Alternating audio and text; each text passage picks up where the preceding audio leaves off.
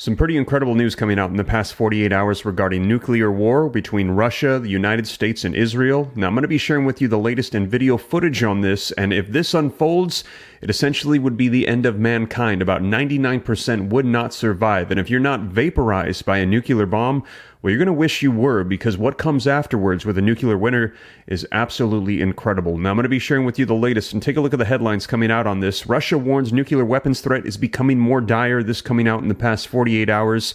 Maps show Biden's new nuclear bomb compared to most powerful U.S. weapon, as last week Biden also unveiled a new nuclear bomb plan that they have as well, because there is a lot happening right now with war. And take a look at this. Putin pulls Russia out of the nuclear test ban treaty. The U.S. signed a comprehensive nuclear test ban treaty with Russia in 1996, but failed to ratify the treaty as Russia did in 2000.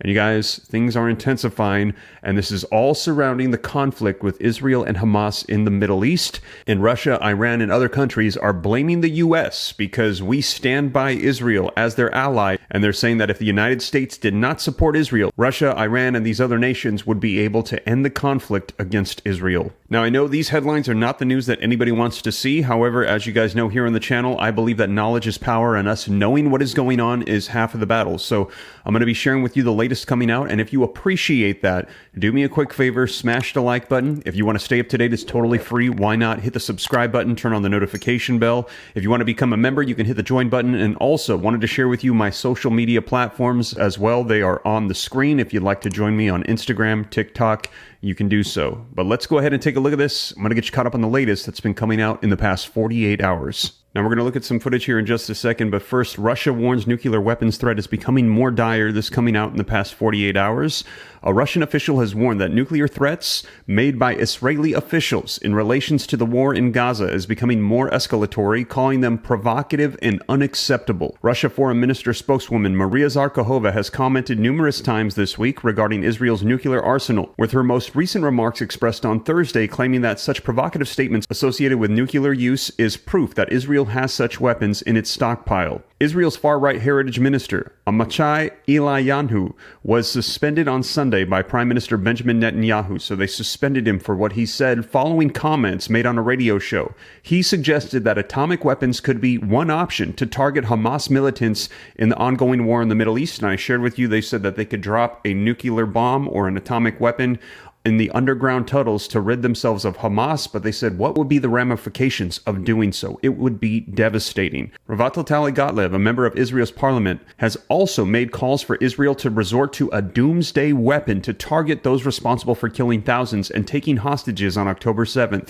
She specifically referenced Jericho ballistic missile program that was developed in 1960s. Against the background of Israel's historical policy of uncertainty regarding its possessions of nuclear weapons, these statements not only clearly confirm the presence of such weapons in the country, but also demonstrate the readiness to seriously consider the possibility to use them in completely inappropriate scenarios, she said on Thursday, according to Russia's state-owned media network TASS. She added, "This is a serious reason to think about where the extremist-minded representatives of Israel may end up as they realize that they can do anything in the conditions of virtually unlimited patronage from the West." In other words, again, they are blaming the United States for this. The Russian foreign minister posted on X, formerly Twitter, that the U.S. is blocking peace initiatives for the ceasefire in Gaza. And here you can see it right here, the U.S. blocking peace initiatives for a ceasefire in Gaza, as well as its one-sided policy to maintain the status quo over the past years that have led to higher risks of radicalization,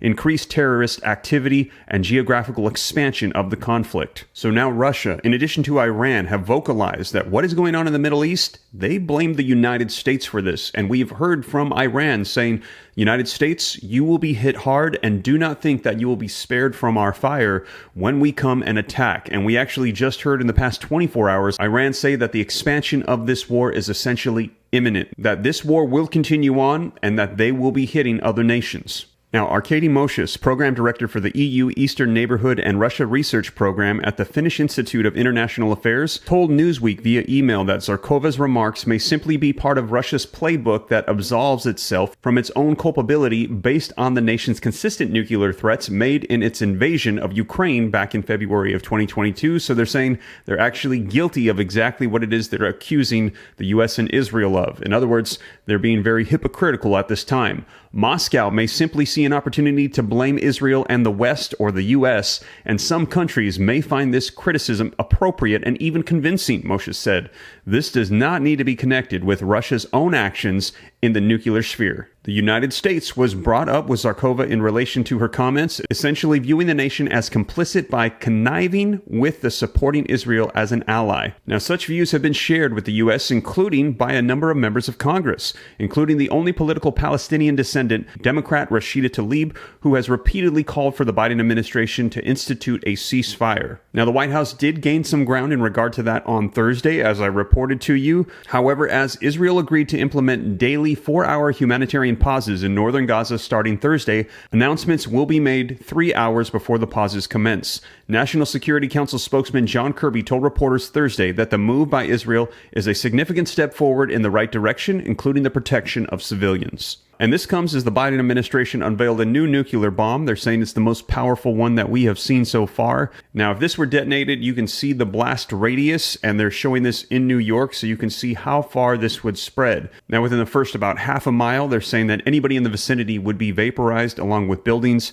and then extending beyond that for miles, there would be a blast of radiation. There would also be a smoke plume, and the effects of this would be devastating. And you can see the extent of which it would reach. If this were to hit New York, it would reach all the way up to New Brunswick. Now, if a full-scale nuclear attack were to take place, if Russia were to launch these, it would immediately notify the United States, and we would launch back, trying to block them. However, there are so many that would take place, it is very unlikely that this could be stopped. Now, these would likely not only go for their targets, but defense areas and also for allies, so expect that Europe and other nations would be hit as well. Now, the first indication that nuclear war would be happening would be an EMP taking place. One of these would detonate in the air, knocking out all electrical signals and essentially bringing down defenses. Then the nuclear weapons would come in and they would hit their targets, causing massive devastation in those areas. Now, as these missiles fly across the globe, they could take half an hour up to an hour to hit their targets, but when they finally make impact, there will be a heat equivalent to that of the sun that would vaporize those within a half a mile. The intensity of the heat would be so great that the asphalt of the streets would turn into liquid lava. And those not vaporized that are too close to the blast will also be blinded by its brightness and likely caught on fire. But as I mentioned, that's not the worst part. If you actually survive the blast, the worst part is the nuclear winter that's going to be coming from the black carbon smoke pillars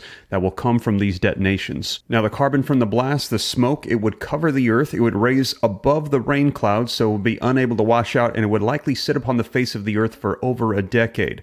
This would block out the sun and the moon, and it would cause a nuclear winter, and the temperature of the earth would likely decrease by around 40 degrees Fahrenheit all over. This would also destroy the ocean, destroy our crops, and it's likely that 99% of the population that survived the blasts would not make it due to starvation. Now, the explosions that took place in Hiroshima were extremely powerful. However, the weapons that we are seeing today are multiple times more powerful and would cause much more devastation. So if this takes place, there are no real winners. It is essentially the end of the vast majority of mankind, and those that do survive would have to somehow figure out how to continue on. Now, in regards to the United States, we've already received warnings that there could be attacks on U.S. soil, and that those from Hamas have already made their way in through the southern border over the past couple of years, and they are currently planning a strategic attack in various cities around the nation.